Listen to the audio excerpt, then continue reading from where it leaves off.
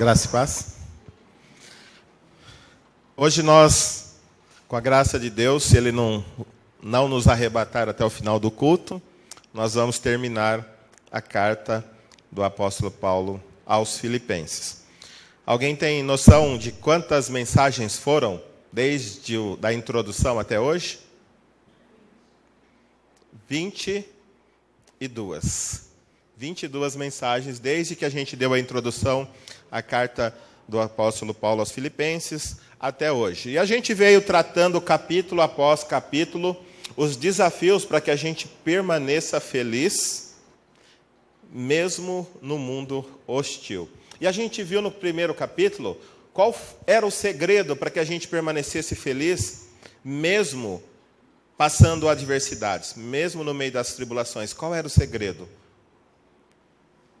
Era ter uma mente integral, ou seja, a pessoa que tem a consciência de que a vida dela inteira, incluindo as situações que a cercam, podem ser usadas para a glória de Deus. Então, quando a pessoa entende que até mesmo os seus problemas podem ser colocados nas mãos de Deus para glorificá-lo, então ela consegue ser feliz, assim como Paulo foi feliz mesmo na prisão. Paulo sabia que estava no centro da vontade de Deus e ali ele evangelizou toda a guarda pretoriana, 9.000 soldados. Capítulo 2 fala a respeito de relacionamentos difíceis, que é possível ser feliz mesmo quando tem pessoas que pegam no seu pé. E lá Paulo dá um segredo. Qual é o segredo do capítulo 2? Que tipo de mente? Uma mente humilde. Quando você é humilde, as pessoas que querem pisar em cima de você não vão te incomodar. Porque você é humilde. E ali o grande exemplo de humildade foi Cristo, que se esvaziou, abriu mão da sua glória e se fez homem e se tornou servo. No capítulo 3, como é que a gente pode ser feliz num mundo tão competitivo? Onde as coisas mudam rapidamente, as pessoas estão correndo atrás dos seus títulos, atrás da glória, atrás de posições, atrás de carro, de casa, de tantas coisas, e que a cada dia surgem novidades. Qual era o segredo do apóstolo Paulo para que a gente possa ser feliz num mundo materialista e, redundância, mundano? Como é que a gente pode ser feliz? Tendo uma mente espiritual. Ou seja, Paulo ele fez uma troca de valores. Ele corria atrás de título, posições, de recompensas. Quando ele entregou a vida a Cristo, ele viu que tudo aquilo era o quê? Esterco comparado com a supremacia de conhecer a Cristo. E no capítulo 4, a gente está vendo que, para que a gente seja feliz no meio das preocupações da vida, nós precisamos do quê? No meio das ansiedades, nós precisamos de uma mente segura, guardada por quem? Pela paz de Cristo, pela paz de Deus que excede todo entendimento. Quando a gente ora, a paz de Deus guarda a nossa mente e o nosso coração. E hoje, tivemos mensagens difíceis, mas hoje, para mim, pessoalmente, é a mais difícil. Porque eu tenho que falar um pouco a respeito de dois assuntos que são os mais difíceis na nossa época. Hoje, nós vamos ter que falar de problemas que os pastores enfrentam. Nossa, os pastores têm problemas? Eles não são super crentes? Não são super homens que são inabaláveis, que nada passa por eles? Não. Pastores, obreiros, líderes também têm os seus problemas e são homens como qualquer outro homem e luta contra as mesmas dificuldades. E a outra dificuldade que o texto de hoje encerra é a respeito do sustento do obreiro. Nós estamos vivendo numa época onde há muitos escândalos, há muita coisa triste nas notícias, nas manchetes, e por isso, às vezes, é difícil falar sobre sustento de um pastor, sustento de um obreiro, até mesmo porque as igrejas que querem ser sérias, elas tratam isso com muito cuidado. Mas uma igreja que é séria, até mesmo sobre isso, tem que ser bíblica na forma de lidar com o sustento. Então, hoje nós vamos pensar sobre esses dois temas, sobre as dificuldades que os pastores enfrentam e também sobre o sustento ministerial. Vamos ler a proposta de toda a carta? Fortalecido por Deus, é possível vivenciar com alegria toda e qualquer situação que a jornada cristã proporcionar. No meu caso hoje, fortalecido por Deus, eu sou capaz hoje de ministrar a respeito das dificuldades que eu enfrento como um líder e também sobre a forma difícil que é se falar a respeito do sustento. Porque muitas pessoas falam assim, o que você faz? Aí eu falo, eu sou pastor. Mas você não trabalha? Eu falo, então, sim, eu sou pastor. Mas você não tem um emprego? Sim, eu tenho na igreja. Então, parece assim que, sabe a história de que o Zezinho estava lá na escola e a professora estava perguntando, Marcos, o que seu pai é? Pedreiro. Luiz, e o seu? O meu é advogado. E o seu, Aninha? O meu é dentista. E o seu, Zezinho? O meu é preguiçoso, vagabundo, não faz nada. Por quê? Ele fica o dia inteiro lendo. Ele é pastor. Então, é a visão que as pessoas têm. Porque, assim, às vezes as pessoas acreditam que eu chego sábado, domingo, 5 horas da tarde, depois que acabou o futebol, eu pego a Bíblia e venho aqui que eu tenho que procurar alguma coisa que eu vou ensinar para a igreja. Mas não é assim. Não é assim. Eu começo a preparar a mensagem de domingo que vem quando? Domingo à noite. Depois que eu saio daqui, eu já começo a me ocupar com a próxima mensagem de domingo à noite. Então, às vezes você vem aqui, eu estou lendo. Às vezes você vem aqui, eu estou no computador. Às vezes você vem aqui, eu estou ali lendo a Bíblia. Mas eu estou tanto cuidando de mim, quanto cuidando da mensagem que eu tenho que entregar para vocês. E eu creio que vocês também percebem que isso não vem parar aqui assim, né? Eu faço assim e o slide vem parar aqui. A coisa mais chata depois que eu fiz a mensagem é fazer o slide. Porque eu tenho que apresentar de uma forma... Eu gosto de apresentar o slide da forma que eu gosto de ler. Então, por isso que eu sou todo metódico, eu gosto de colocar os pontos certinhos, tudo, mas isso dá trabalho. Só que, às vezes, tem pessoas que acham que isso não é trabalho, que trabalho é pedreiro, é lixeiro, é advogado, qualquer outra coisa, menos ler, menos orar, menos visitar, menos cuidar de pessoas. Portanto... Hoje nós vamos falar um pouquinho sobre uma igreja alegre. O que é uma igreja feliz? E nós vamos ler Filipenses 4, de 14 até o 23, para que a gente encerre esse livro. Não na semana que vem nós vamos falar sobre Páscoa. Mas na outra semana nós vamos iniciar um livro do Antigo Testamento, que é Daniel, que eu creio que é um livro muito propício para os nossos tempos. Os desafios que Daniel e seus amigos tiveram e a soberania de Deus, mesmo quando eles estavam na cova dos leões, mesmo quando ele estava na fornalha, como é que Deus pode proteger o seu povo? Então, daqui 2 semanas, a gente inicia o livro de Daniel. Mas agora vamos nos pôr de pé para ler Filipenses 14 até o 23. E a palavra diz assim, Filipenses 4, de 14 até 23, fala assim: apesar disso, vocês fizeram bem em participar de minhas tribulações. Como vocês sabem, filipenses, nos seus primeiros dias no Evangelho, quando parti da Macedônia, nenhuma igreja partilhou comigo no que se refere a dar e receber, exceto vocês. Pois, estando em Tessalônica, vocês me mandaram ajuda não apenas uma vez, mas 2, quando tive necessidade. Não que eu esteja procurando ofertas, mas o que pode ser creditado na conta de vocês. Recebi tudo, e o que tenho é mais que suficiente. Estou amplamente suprido, agora que recebi de Epafrodito os donativos que vocês enviaram. São uma oferta de aroma suave, um sacrifício aceitável e agradável a Deus. O meu Deus suprirá todas as necessidades de vocês, de acordo com as suas gloriosas riquezas em Cristo Jesus. A nosso Deus e Pai seja a glória para todos sempre. Amém. Saúdem a todos os santos em Cristo Jesus. Os irmãos que estão comigo enviam saudações. Todos os santos lhe enviaram saudações, especialmente os que estão no palácio de César. A graça do Senhor Jesus esteja com o espírito de vocês. Amém. Pai,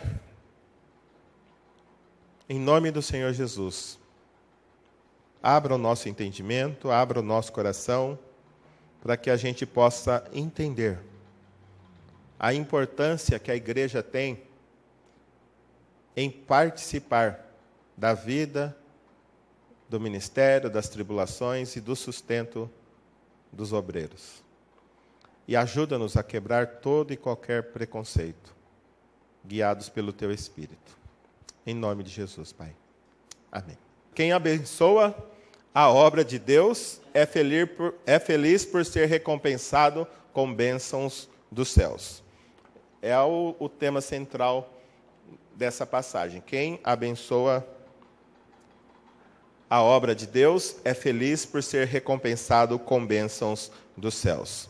E a gente vai, primeiro ponto que a gente vai pensar, uma igreja feliz e abençoada é aquela que participa das tribulações e do sustento de seus obreiros.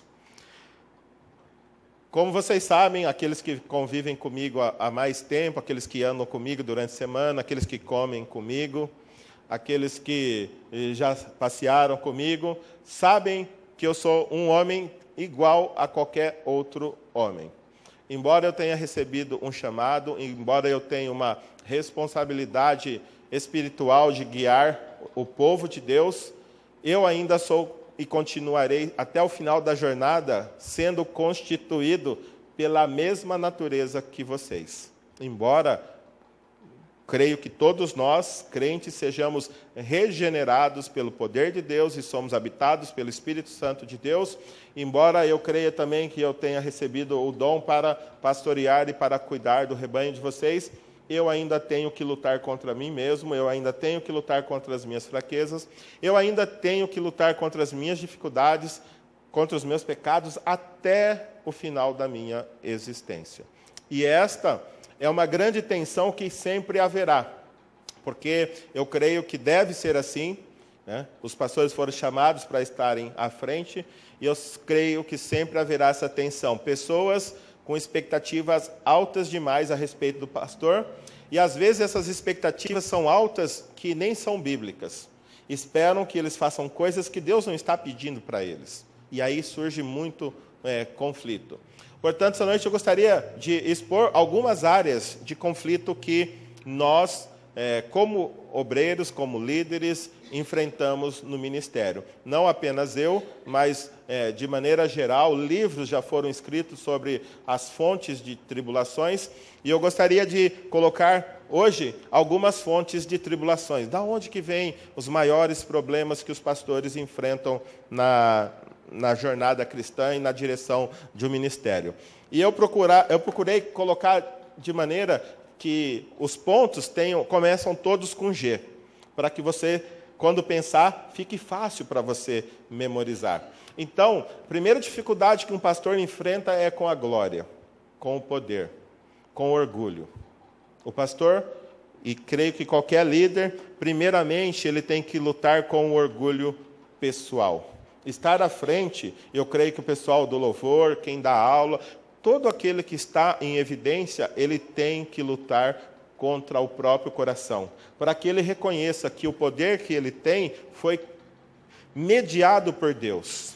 Na verdade, ele não está aqui para fazer o que ele deseja, mas sim como um representante de Deus para fazer aquilo que Deus espera dele. Daí surgem duas coisas. Como ele está aqui para representar a Deus, ele também tem que lidar com o temor dos homens. Porque é muito tentador quem está aqui à frente querer agradar quem está sentado. Mas, na maioria das vezes, quem está aqui na frente agrada quem está sentado, desagrada aquele que está lá em cima. O Senhor dos céus, o Rei dos reis. Porque, assim, o nosso coração, infelizmente, nós somos criaturas regeneradas, mas ainda lutamos contra a nossa pecaminosidade, contra a nossa natureza pecaminosa. E a nossa carne nos prega peças diariamente. Às vezes nós colocamos ideais e objetivos e expectativas grandes demais sobre as pessoas e nós somos decepcionadas por elas, porque nós acreditamos que elas estão para nos servir.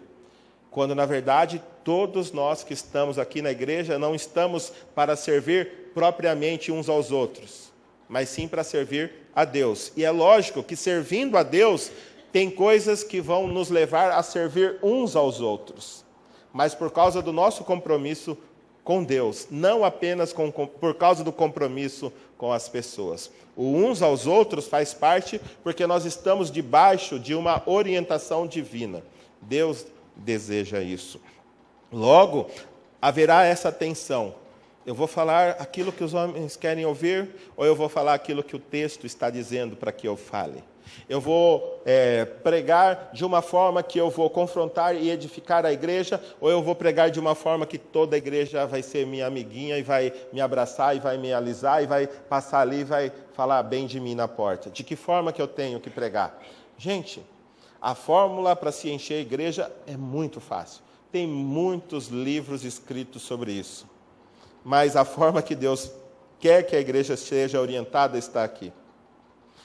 Mas se o meu coração não estiver alinhado com aquilo que está aqui, normalmente, quando aquilo que está aqui for pregado, não vai me agradar. Se tem uma coisa que o homem tem, deixa eu usar a palavra para não ser muito...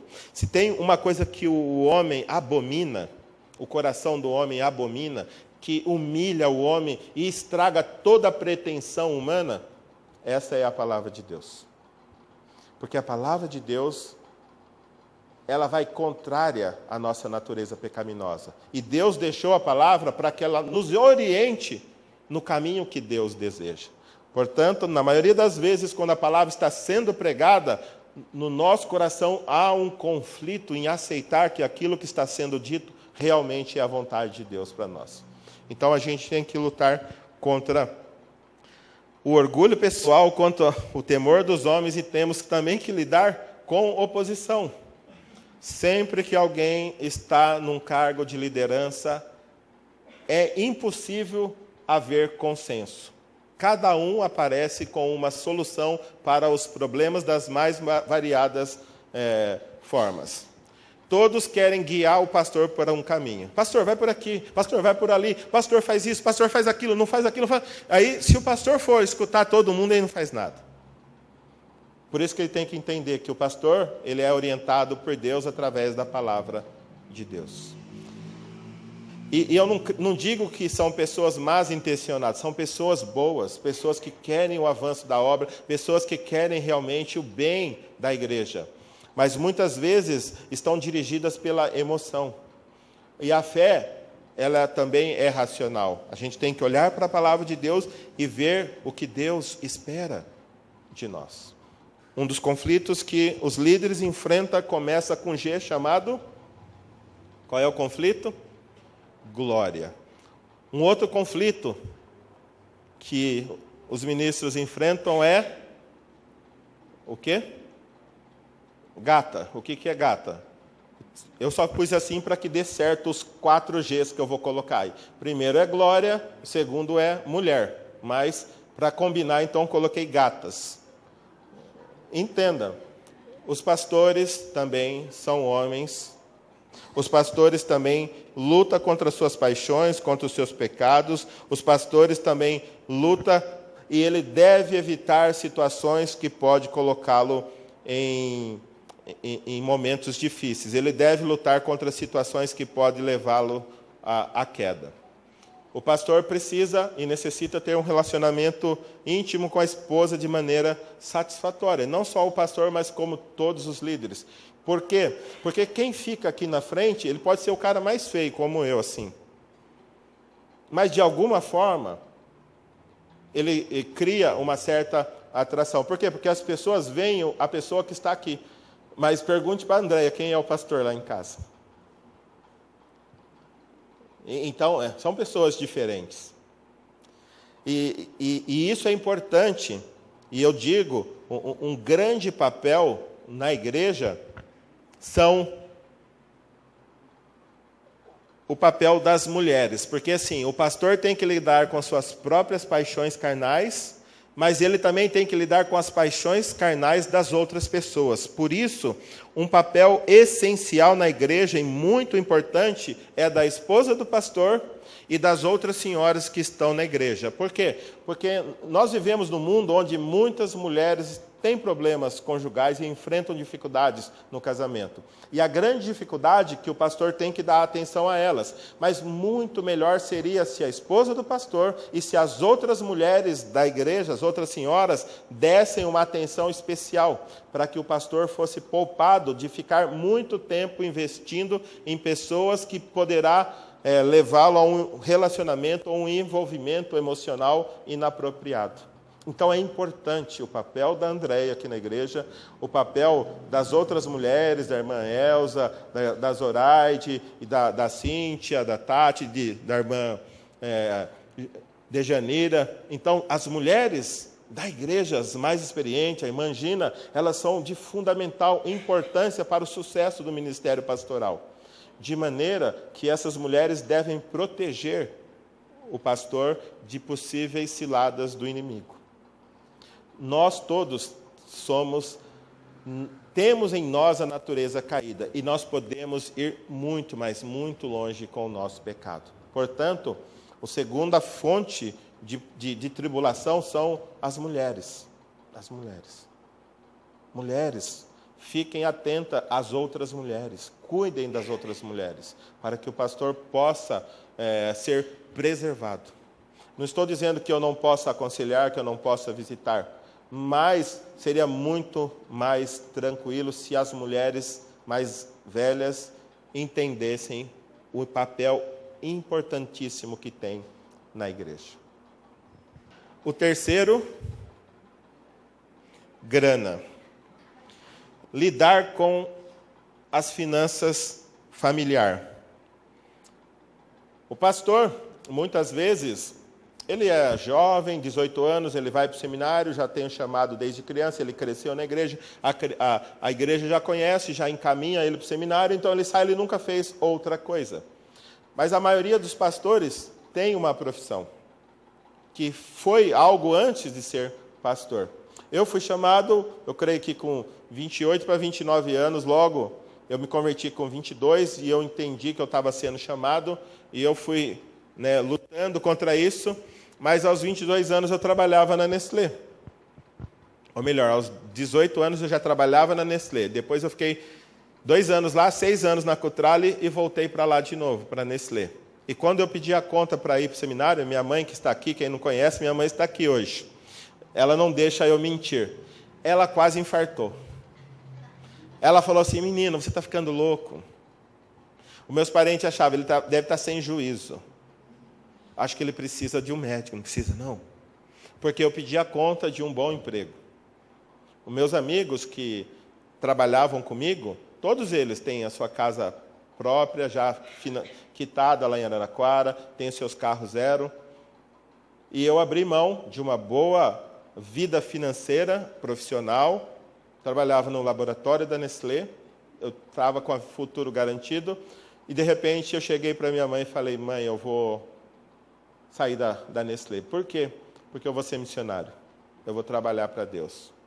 Minha mãe ficou... Acho que ela não dormia. Até porque eu não pedi a conta e comuniquei. Eu comuniquei a ela que eu iria pedir. Então, ela ficou orando para que esse dia não chegasse. Até que chegou o dia. Pior, passou alguns meses, eu já saí de Araraquara e fui para Atibaia estudar no seminário. Aí ficava longe o tempo todo. Só ia nas férias para lá. Então, só que, graças a Deus, ele sustentou e hoje estou aqui. Mas lidar com as finanças familiares é difícil porque, às vezes, os filhos precisam de coisas que você não pode dar. Às vezes, eles querem algo que você não tem como dar. E a gente tem que lidar de maneira de ensinar que um tem algo de uma forma e outros têm de outra forma. E nós temos que nos acomodar e nos contentar com aquilo que Deus tem nos dado. Mas é uma luta. Às vezes, chega na escola, os amiguinhos vão passear para o play center, vão não sei aonde, e a gente fala para os nossos filhos, vocês não podem ir. Por quê? Porque nós não temos condições. E é uma luta constante entre nós, mas eu creio que para isso Deus nos chamou. E para isso Ele vai tanto trabalhar no meu coração, no coração da Andréia, no coração das crianças, para que eles não fiquem traumatizados. Essa história de que eu vou vender o mundo para mandar meu filho para o Hopi Hari, isso daí é besteira. Se você faz isso com seu filho, quando ele pedir um avião para você, você vai ter que assaltar um banco, porque se você não der o avião para o seu filho, ele vai te matar. Então, você tem que ensinar o seu filho que tem coisas que podem e tem coisas que não podem. E dessa forma, ele vai crescendo também nas lutas que a vida proporciona. Então, lidar com as finanças familiar é uma dificuldade. Lidar com a ganância. Vocês têm visto os escândalos, como cada vez mais se monta uma igreja para tirar dinheiro do povo. Gente, eu não sou bobo. Se eu quisesse tirar dinheiro do nosso povo, eu também sei. E eu podia montar aparatos aqui e sair aí anunciando que eu ia resolver o problema do mundo. Esses bancos aqui, ó, ia ter gente até no corredor e pegando fila para trazer o dinheiro aqui, porque queria a bênção que eu estaria prometendo a elas. Mas a nossa proposta não é essa. A nossa proposta não é essa. Eu creio que a nossa proposta como igreja é crescer como cristãos. Conhecer a palavra de Deus, adorar a Deus, amar a Deus. Por isso que muitos passam e vão embora. Por quê? Porque não recebem aquilo que vieram buscar. Não é minha responsabilidade fazer uma oração forte, colocar algo sobre a sua vida que vai transformar a sua realidade financeira. Não é minha responsabilidade. Minha responsabilidade é ensinar você que tem um Deus soberano que está acima de tudo e de todos. Uns Ele fez rico e outros Ele fez pobre. E os que têm um pouquinho mais têm que cuidar daqueles que têm menos. É isso que Deus espera da igreja.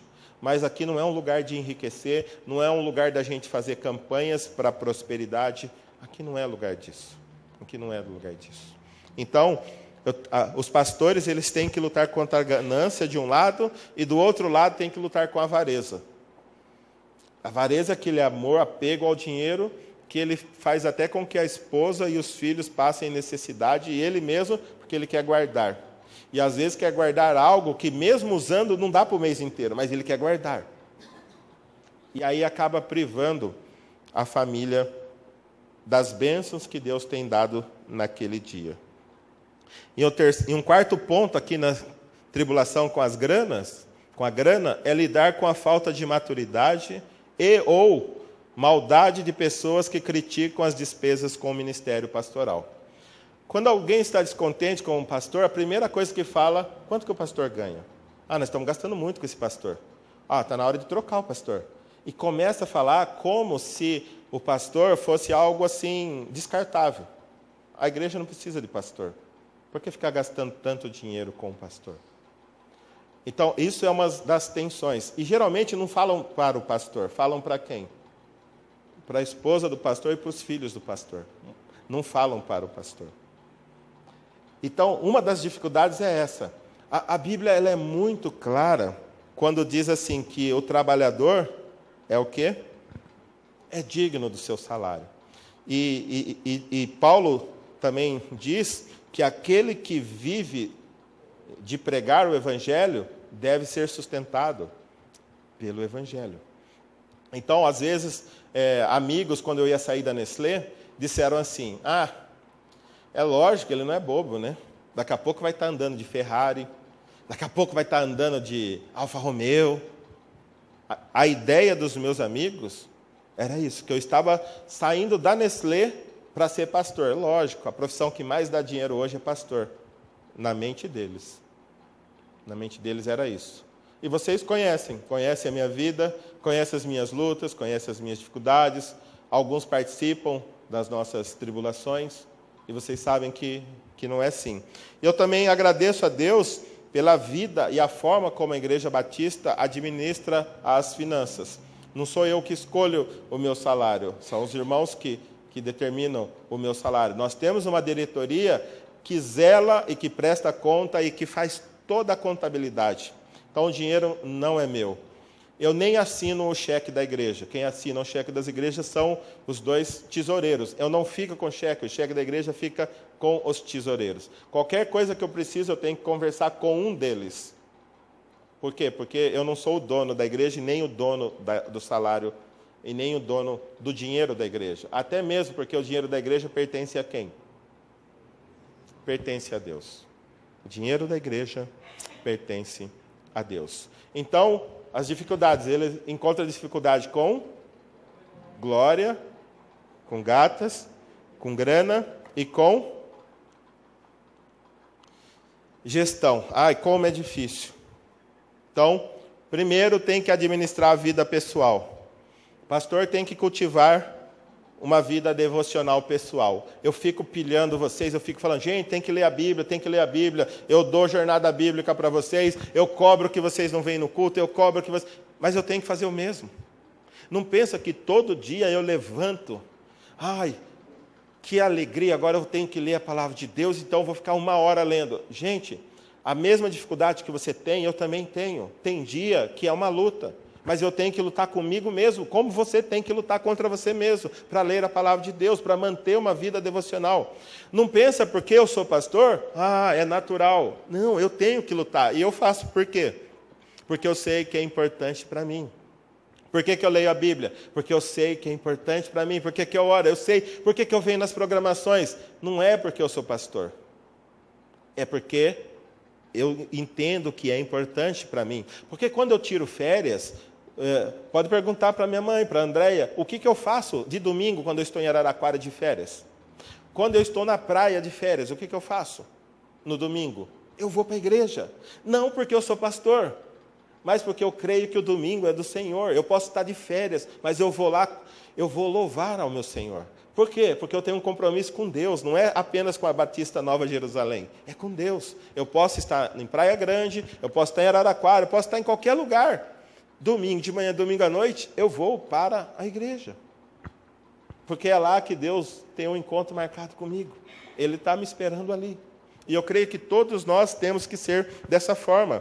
Portanto, eu tenho que lidar com a minha vida pessoal, eu tenho que lidar com os meus pecados, eu tenho que lidar com como é que chama?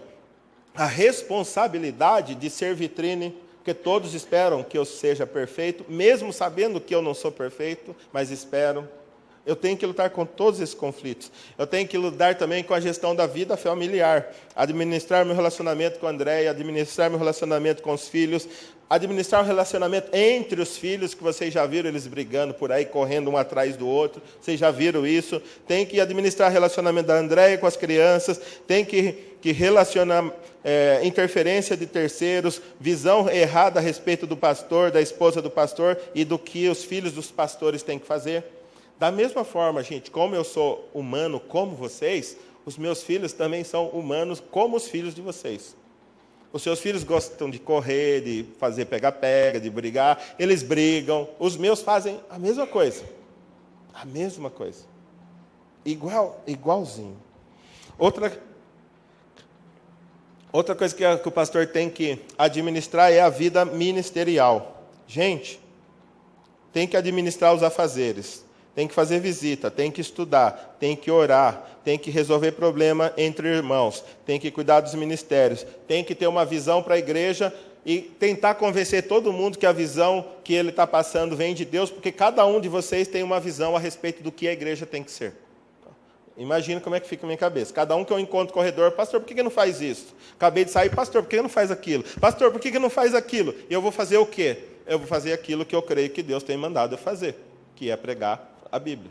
Porque se eu for atender a todos, eu não estou dizendo que eu não atendo, eu estou dizendo que alguns vêm realmente com soluções. E esses são uma bênção. Vêm com soluções. Pastor, por que a gente não faz assim para resolver aquele problema? Mas outros só falam assim, pastor, está pingando. Verdade, está pingando? Está pingando. Como se eu não estivesse vendo que está pingando. O problema não é se está pingando, é o que nós vamos fazer para parar de pingar. E é uma benção quando alguém chega ali na minha sala e fala, pastor, está pingando, que tal a gente passar um selador? Que tal a gente fazer? Gente, todos nós temos que trazer solução, não só problemas. Não só problemas. Nós somos um corpo. Se a unha está doendo, todo mundo sente. E geralmente, quando pinga, todo mundo fica incomodado. Não é só você que está incomodado, eu também fico incomodado. Mas só que a gente tem que entender que nós temos que orar, primeiramente, que eu tenho desafiado a gente a orar, para que Deus traga a solução. E outra coisa que tem é a vida da membresia. E isso eu creio que é o mais difícil. Sabe por quê? Porque, assim, quando eu pergunto se o seu filho está fumando maconha, e você quer que eu vá lá, você quer que eu fale o que para ele? Não, você quer que fale a Bíblia e convença ele que ele não pode fumar maconha. Se seu filho está com problema de homossexualismo, você quer que eu vá para ele e falo da Bíblia para ele. Mas se o seu filho está com problema de julgo desigual, e eu falo para o seu filho, e ele sai da igreja, quem é o culpado? É o pastor. Por que o homossexualismo, a Bíblia condena, não é pecado? É pecado e você se incomoda se seu filho faz. Se fumar maconha que prejudica o templo do Espírito Santo, você se incomoda. E se ele está em julgo desigual e eu falo que é tão pecado quanto o homossexualismo, porque a Bíblia fala na mesma lista dos dois, por que eu sou culpado se o seu filho sai da igreja porque eu falei que ele estava em julgo desigual? Então, a coisa mais difícil é isso. Você tem que contornar as situações de maneira que você tem que falar a verdade e ainda orar para que a pessoa não se fique melindrado com a verdade que você está falando. Esse é o mais difícil. Então, primeiro G era glória, gata, grana e gestão. São as grandes fontes de tribulação do dia a dia do pastor. Isso não descansa, é sempre, direto, acontece isso.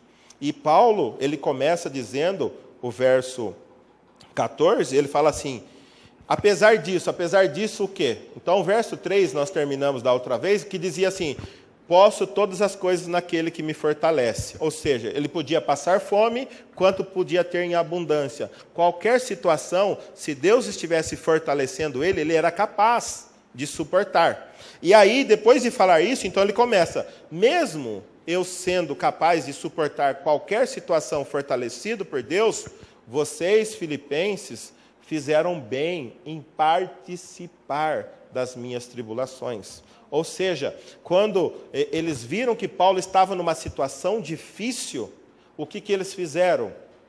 Eles foram ter comunhão com Paulo, eles foram ajudar Paulo, eles partiram em auxílio, eles mandaram Epafrodito, como o texto diz, lá para estar do lado de Paulo para auxiliá-lo nas suas dificuldades.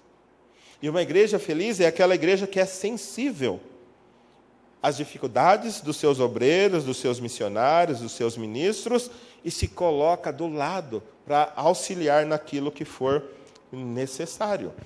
E Paulo ele continua dizendo que, como vocês sabem, Filipenses, nos primeiros anos, entende, uma igreja novinha, uma igreja recém-formada, e Paulo está falando assim, nos primeiros anos, nos seus primeiros dias, ou melhor, nos seus primeiros dias do Evangelho, quando parti para a Macedônia, nenhuma igreja participou comigo no que se refere a dar e receber, exceto vocês.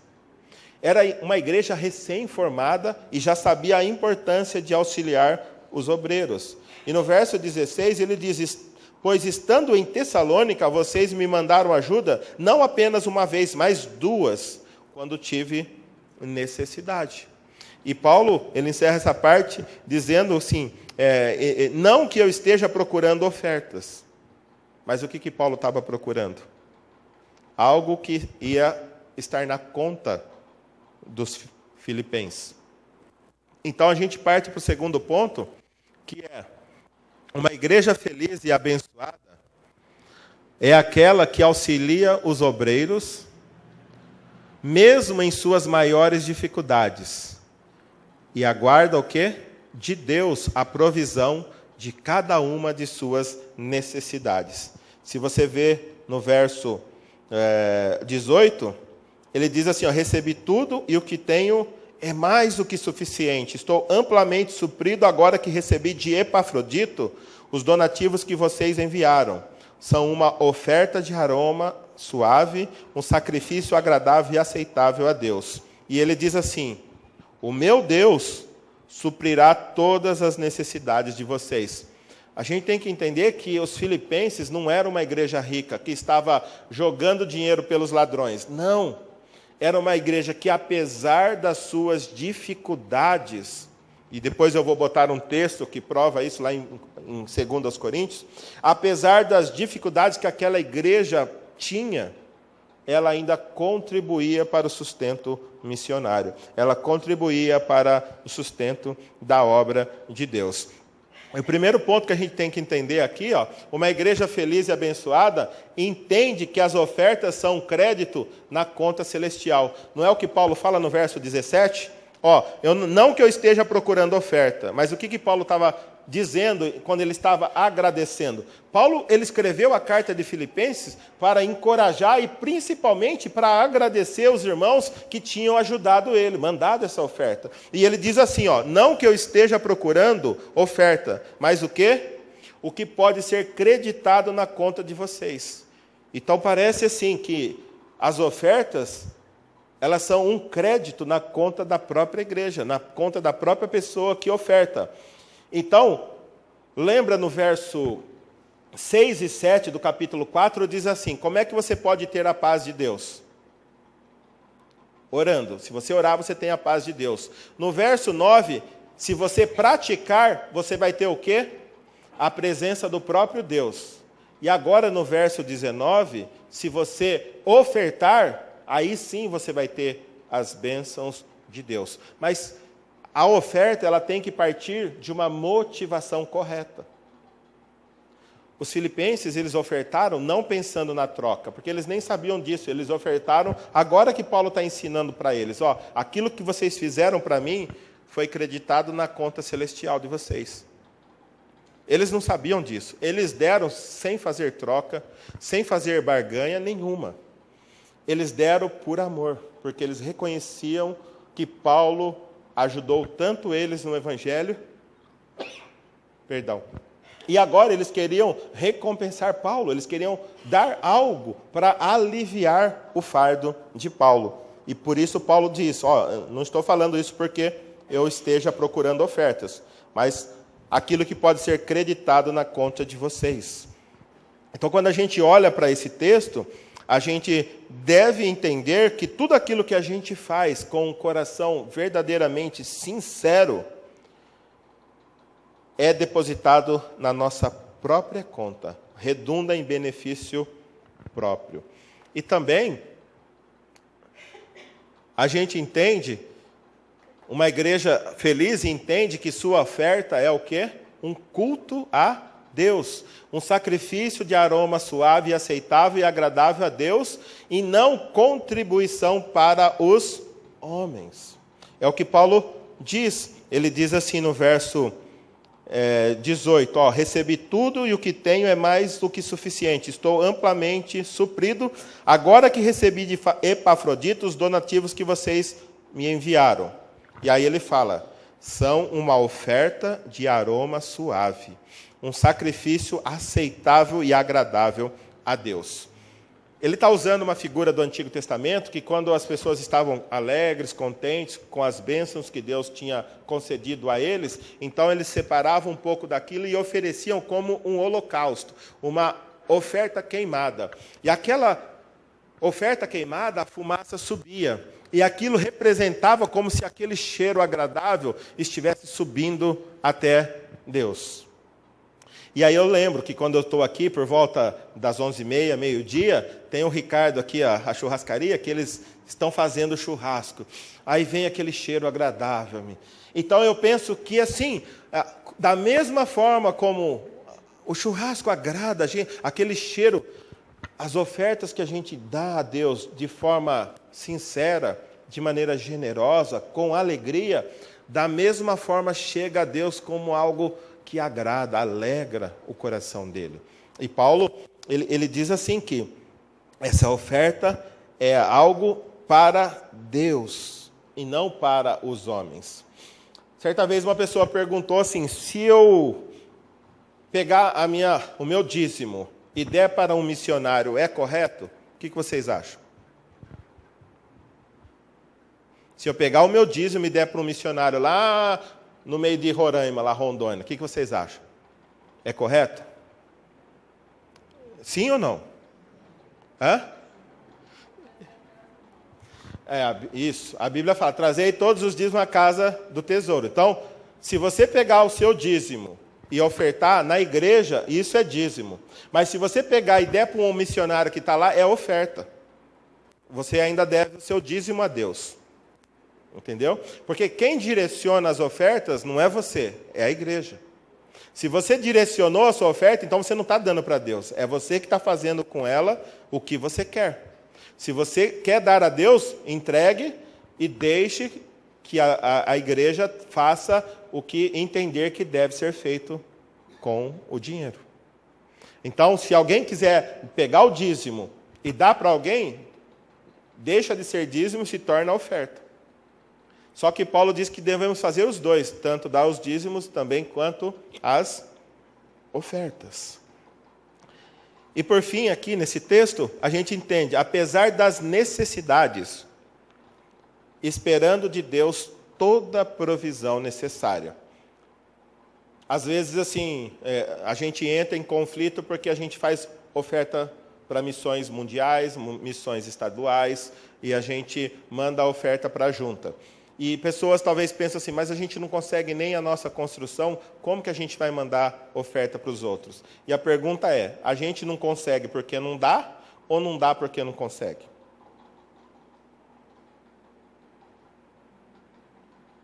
Qual é? Aí, o dilema Tostines, né? Nós não saímos do lugar porque nós não ofertamos, ou nós não ofertamos porque não saímos do lugar? Qual é o dilema? Porque os filipenses davam além do que podiam da sua muita pobreza. Olha o texto que Paulo fala. Lembra que na introdução eu disse que Paulo havia ido para a Macedônia, e lá na Macedônia se localizava a igreja de Filipos. Então vamos pensar o que Paulo está falando a respeito da oferta que os filipenses mandaram aos coríntios, quando eles estavam passando dificuldades. Vamos ler juntos? Agora, irmãos, queremos que vocês tomem conhecimento da graça que Deus concedeu às igrejas da Macedônia. No meio da mais severa tribulação, a grande alegria e a extrema pobreza deles transbordaram em rica generosidade. Pois dou testemunho de que eles deram tudo quanto podiam, e até além do que podiam. Por iniciativa própria, eles nos suplicaram insistentemente o privilégio de participar da assistência aos santos. E não somente fizeram o que esperávamos, mas entregaram-se primeiramente a si mesmo ao Senhor, e depois a nós, pela vontade de Deus. Quando a gente olha para esse texto, a gente entende que, primeiramente, Paulo reconhece que uma igreja que oferta, ela é o quê? Primeiramente, ela é agraciada. Poder ofertar é o quê? Uma graça. Paulo fala que queria que eles conhecessem a graça que Deus concedeu às igrejas da Macedônia. Então, poder ofertar, né? A gente fazia a nossa campanha, hoje de manhã a gente começou a nossa campanha de missões nacionais, mundiais. Então, essa campanha, essa oferta que a gente vai levantar para missões mundiais, é uma graça que Deus vai conceder a nós de poder auxiliar aqueles que estão na África, na Ásia, em todo o mundo espalhado, levando o evangelho ao lugar que nós pessoalmente não podemos ir. E aqui diz que no meio da mais severa tribulação, eles não estavam tranquilos, eles não estavam abastados e tudo bem, não, eles estavam com dificuldades. E diz a grande alegria deles, mesmo em extrema pobreza, transbordou em rica generosidade. Uma igreja pobre, passando dificuldade, estava alegre em poder ajudar os irmãos que estavam passando fome. E aí ele diz, pois dou testemunho que eles deram tudo quanto podiam. Será que nós temos dado tudo o que podemos para Deus? E aqui ele diz, e até além do que podiam, por iniciativa própria, ninguém precisou ficar falando. Melhor de tudo, verso 4, o que ele diz? Eles nos suplicaram insistentemente, é uma redundância, né? Suplicaram insistentemente, para quê? O privilégio de participar da assistência aos santos. Sabe a viúva pobre? Talvez, o texto que a irmã Inês leu, talvez os discípulos falaram, não, você não precisa. Você não tem nem para você, como que você vai dar oferta aqui? Não? Deixa para aqueles grandãos que estão dando bastante. E é mais ou menos isso. E Paulo fala, eles insistiram. Mesmo pobre, eles queriam participar. Mesmo pobre, eles queriam participar. E o texto continua dizendo que eles não somente fizeram o que eles esperavam. Paulo esperava sim que eles ajudassem, mas eles fizeram ainda mais. O que eles fizeram? Entregaram-se primeiramente a si mesmo ao Senhor. E depois a nós, pela vontade de Deus. Então parece que é assim, se você e tudo que você tem, primeiramente não estiver na mão de Deus, é melhor que você não oferte. Porque não vai ser por alegria, não vai ser de espontaneidade, e não vai nem fazer bem para você. Porque você vai dar, mas vai ficar querendo controlar o que está sendo feito com o dinheiro que você deu. Mas o texto diz assim, primeiramente entregue você mesmo a Deus. Porque depois que você se entregar a Deus, qualquer outra coisa que você tem, vai poder estar a serviço do Senhor. Se você não se entrega nem a você, muito menos o bolso. Muito menos o bolso. Alguns dizem, a última parte do crente que se converte é o bolso. Eu tenho um amigo que eu evangelizei em Araraquara, trabalhei com ele muito tempo, aí ele se converteu e depois ele foi para a igreja cristã, congregação cristã. Sabe por quê? Sabe por quê? Porque não dá o dízimo. Ele era assim. Então ele foi na igreja, ele chegou aí várias vezes comigo, mas quando ele via o dízimo, ia chegar a hora que ele pensou, alguém vai pedir o dízimo para mim, pulou fora. E ele foi para uma outra igreja que não dá o dízimo. Por quê? Porque ele ainda não tinha se entregado plenamente a Deus. Quando a gente se entrega plenamente a Deus, qualquer coisa que ele pedir para nós, vai ser fácil. Vai ser fácil. Então, gente, a gente tem que entender que pastor também é ser humano e passa pelos mesmos problemas que os demais membros da igreja. Tem seus dias maus, peca e também precisa de compreensão e auxílio. Quem tem andado comigo sabe, eu não sou super-homem. Já viram eu pisando na bola, já viram eu tendo que pedir desculpa, perdão para pessoas aí. Eu também sou ser humano como qualquer outro ser humano. E tenho uma responsabilidade dada por Deus para guiar pessoas para próximo de Deus. Essa é a minha luta diária. Quem participa, ou seja, associa-se aos momentos difíceis que os obreiros passam, faz algo honroso. Essa palavra, no verso 14, apesar disso vocês fizeram bem, vocês fizeram uma coisa boa, uma coisa honrosa, uma coisa legítima em se associar às tribulações que Paulo estava fazendo. Então, quando você entende, gente, não tem coisa melhor, sabe, quando a situação está difícil, quando a situação parece que não anda, está tudo parado e alguém liga. Oi, pastor, tudo bem? Então, vi que o senhor estava meio desanimado, vim aí dar uma palavra de ânimo, vim orar com o senhor, ou aparece aqui, ou vai em casa, ou manda uma mensagem, é a coisa mais confortante, porque isso fala, apesar de todas as dificuldades, vale a pena. Vale a pena continuar. Apesar de tudo, vale a pena. As ofertas dadas para o sustento do ministério é algo que chega de maneira agradável a Deus.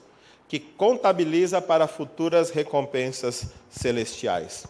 Mas entendam, as ofertas são dadas para Deus. Não são dadas assim, ó Deus, eu estou te dando. Mas, ó, amanhã eu vou olhar os zeros da minha conta, eu quero saber quantos dígitos aumentaram. Não é isso. Né? Então, se você está com essa ideia, nem dê, porque não vai acontecer. Não vai acontecer. A história de que o cara foi na igreja, deu a oferta, pegou o lencinho, passou lá foi no caixa eletrônico, passou lá o lencinho santo, quando foi tirar, saiu o dinheiro lá que ele não tinha. Gente, para com isso. Quer o meu lencinho? Se vocês quiserem, tenta lá amanhã. Se funcionar domingo que vem, a gente pode estabelecer isso aqui na igreja. Para com isso, gente. Para com isso. A oferta que nós damos é para o Senhor. E Ele diz que vai suprir o quê? Todos os nossos desejos, não é? É isso ou não? Não é todos os nossos desejos? Ah, pensei que fosse. Não é todos os meus desejos? É muito claro o texto. O meu Deus suprirá todas as suas necessidades em glória. Tudo o que você necessitar. E eu quero frisar isso, eu já falei isso aqui, mas eu quero frisar de novo. O que é uma necessidade e o que é um desejo? Uma necessidade, se ela não for suprida, pode trazer fim à sua existência. Mas um desejo, se não for suprido, não vai fazer diferença alguma. E eu sempre falo, alguém aqui necessita chocolate? Não, creio que todos nós podemos desejar um chocolate. Mas se você não comer um chocolate, você vai trazer fim à sua existência? Não vai. É só um desejo. É algo que, se for realizado, amém, mas se não for, não vai fazer diferença alguma. Agora, um diabético que precisa tomar insulina, e que ao invés de tomar insulina, ele fica dia após dia sem ter a insulina para tomar. É uma necessidade? Se ele não tomar, vai trazer fim à existência dele? Vai trazer. E é isso que Deus está falando. A insulina Ele vai prover para você. De alguma forma, você vai ter a sua insulina. De alguma forma, você vai ter a sua comida. De alguma forma, você vai ter a sua vestimenta. De alguma forma, você vai ter aonde dormir. É isso que Ele diz que vai suprir. Mas Ele não está dizendo que vai fazer todos os seus caprichos. Se você vem aqui ofertar porque você está querendo um carro zero, esquece. Esquece. Mas se você vem aqui ofertar porque você entende que Deus tem sido bondoso com você, e você só quer devolver uma pequena parte daquilo que Deus tem te dado, para que a obra do Senhor seja sustentada, amém. Ele sabe de todas as suas necessidades, e Ele vai suprir em glória. É o que diz o verso 19. O meu Deus suprirá todas as necessidades de vocês, de acordo com as suas gloriosas riquezas em Cristo Jesus. E o mais legal, que no final aqui, lembra que ele diz que ele evangelizou toda a guarda pretoriana? O que era o pretório? A moradia oficial do imperador, né? E ele tinha evangelizado. E olha aqui no final, como ele diz assim, no 22. Todos os santos lhe enviam saudações, especialmente o quê? Os que estão no palácio de César.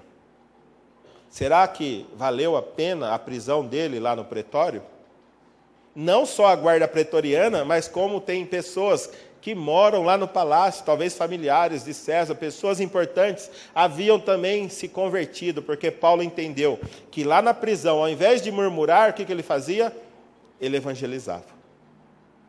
Ele evangelizava. E por fim, as ofertas dos crentes são o quê? Um culto ao Deus vivo. Como você olha para o envelope que você coloca aqui quando você deposita a oferta?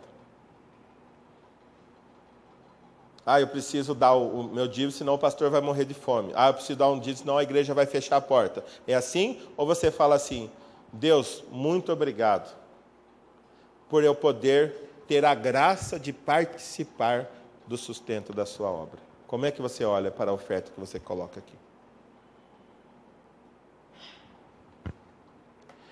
Então, a última mensagem de Filipenses que eu quero deixar é essa. Ora, Quando se ora, se tem a paz de Deus. Filipenses 4, 6 e 7.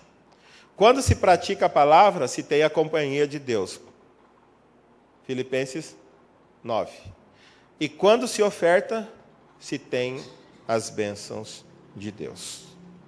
Que Deus abençoe cada um de nós, que nós possamos entender que é uma graça poder participar tanto das tribulações dos obreiros, dos pastores, dos missionários, quanto também do sustento tanto da igreja, quanto dos missionários que estão espalhados por toda a face da terra. E começamos hoje, vamos ver se a gente consegue levantar uma oferta. Nós vamos determinar um dia aí com o pessoal de missões, para que a gente levante essa oferta para mandar para a junta, a fim de que os missionários que estão lá no campo também recebam sempre o seu sustento. Amém?